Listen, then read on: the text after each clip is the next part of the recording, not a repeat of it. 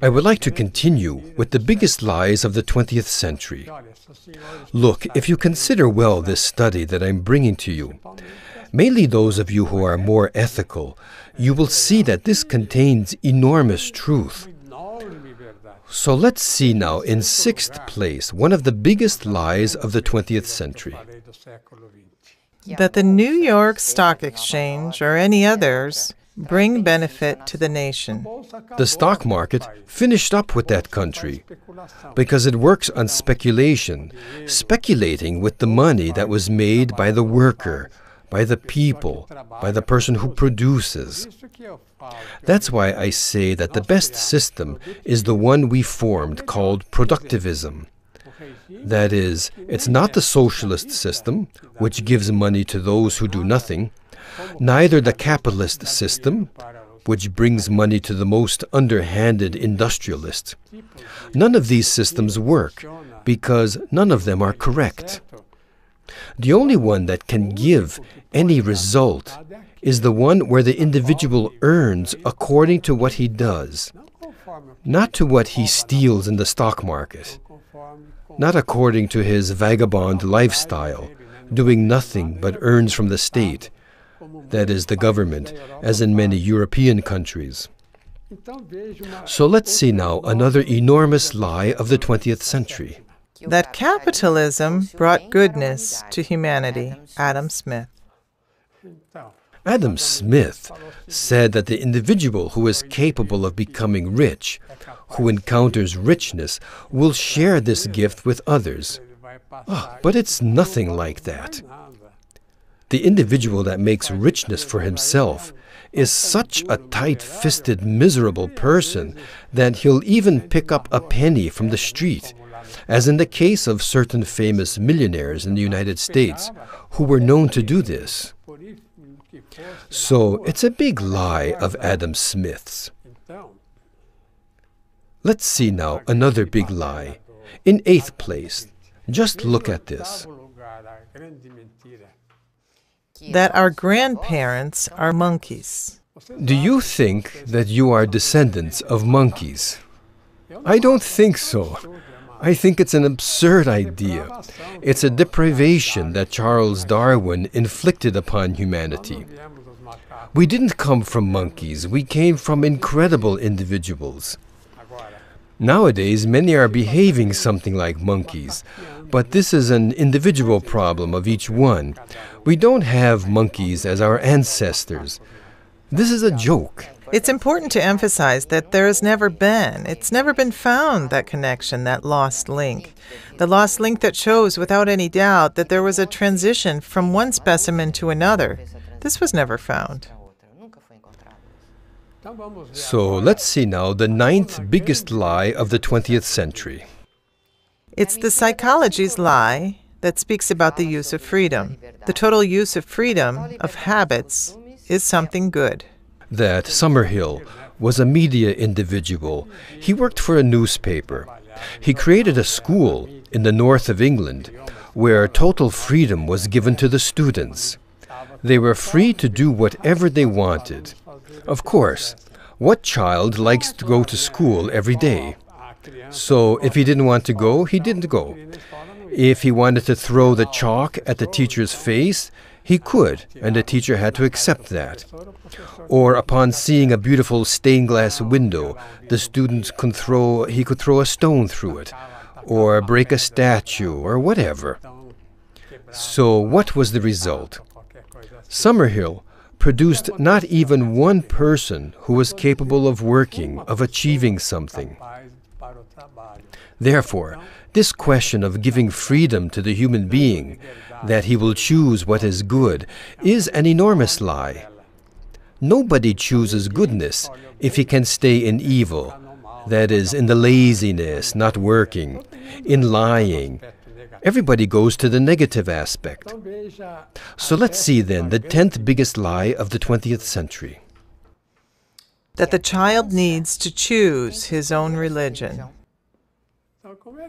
How can a child choose something that he's never seen, that he doesn't know? With anything, a philosophy or a science. If the child doesn't know it, how can he choose it? So you have to show him what he has inside himself, what he knows, what is in his spirit. So see here an enormous lie, because the individual who is not taught to be good since childhood will never be good. And 11th, let's see. That the Nobel Prize is given to the individuals of greatest value. Did you know that this Nobel Prize from Sweden gave the prize to Bush, who wages one war after the other? They gave the Nobel Prize to Kissinger, who arranges wars, who wants to destroy humanity. Now it's Obama, who obviously isn't a very recommended person. He didn't make a very meaningful peace action yet to deserve it. On the contrary. Let's see the last lie of this list of lies. That evil is necessary in order to have life. The 20th century was the most full of lies of all, and the media constitutes the champion of the champions. Can you notice that the media, when you buy a newspaper or magazine, mainly these two, or television also, when it's not a community channel that seeks to bring us the truth, you can notice that what a person reads, for example, of these articles from an enormously thick newspaper can be summarized, diminished to just one sheet of paper. So why nowadays do they make newspapers? They're more like a shopping news, to sell things, and not to bring elements that incentivate people toward development. Even television channels, movies, the films that are made today are totally scandalous. Characters who always show up with a gun in one hand and a glass of whiskey in the other hand type of thing. This is to pervert humanity. Look at what a terrible point we've gotten to. I would now like to take a moment to show you a work of Professor Luis Flavio Gomez. He wrote a book of commentaries about the criminal reforms of 2009. He wrote this together with Roger Cubia and Valerio Mazzuoli. Look at this chart.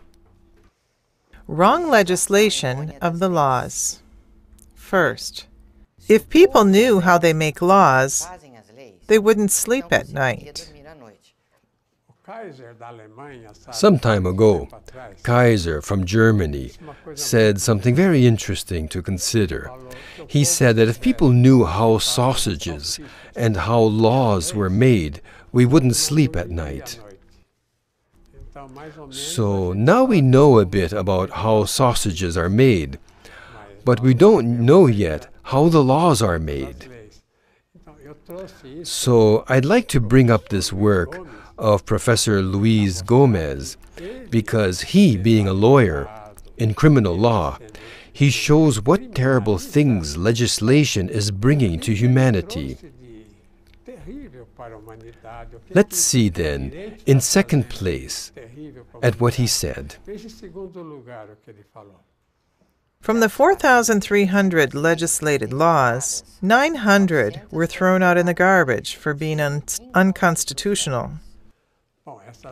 Well, these 900 were thrown away into the garbage, but what about the rest? How many should have been thrown away that weren't? This we don't know. And thirdly, every legislative product should pass under a commission of experts before the presidential sanction. The book refers to the commentaries of the criminal reform of 2009 of Luis Gomez, Rogério Cunha, and Valerio Mazzuoli. As we are nearing the end of our program, I would like to show you the great plagues of the 20th century, and continuing now into the 21st. Just look. First, cell phones and internet. They make us addicted, just as drugs do. Can you notice that an individual on the cell phone all the time doesn't have time for anything else, only for talking nonsense back and forth to everyone all the time?